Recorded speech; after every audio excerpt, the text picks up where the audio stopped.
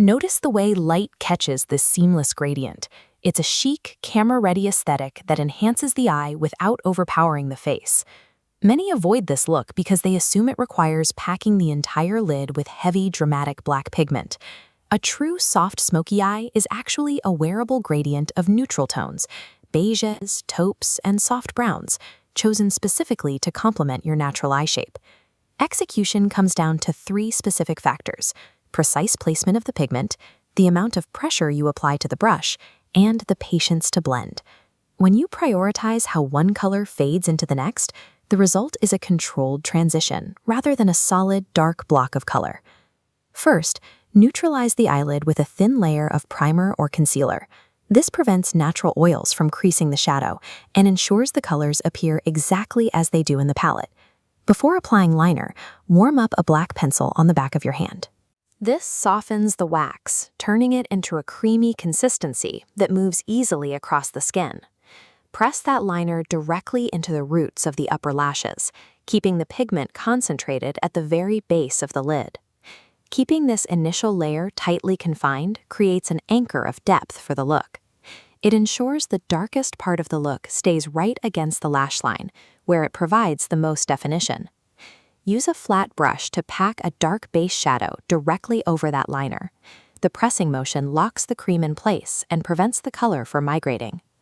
The most common mistake is dragging this dark pigment too high toward the brow.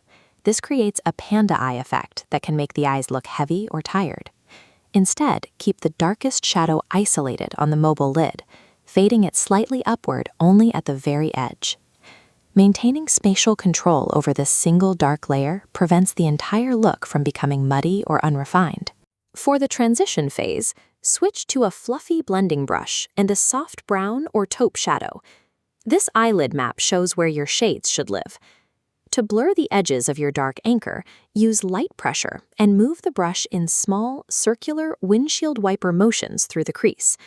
You'll know the blend is successful when the harsh boundary between the black and brown completely disappears into a smooth, hazy gradient.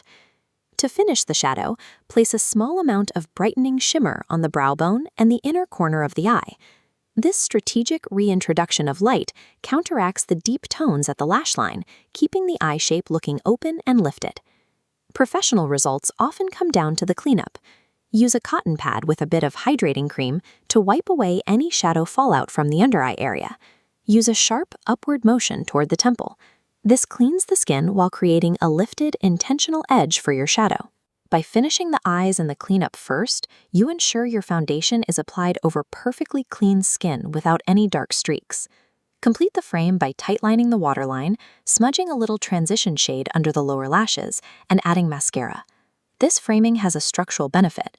Focusing the most intense detail around the eyes draws visual attention toward the center of the face, which helps soften and balance a sharp or angular jawline.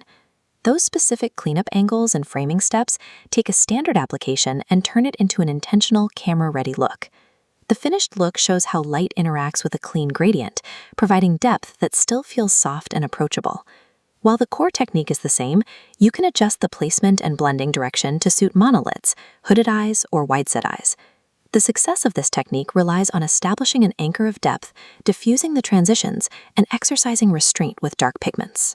Mastering these subtle mechanics of transition creates a level of sophistication and detail that works for almost any occasion.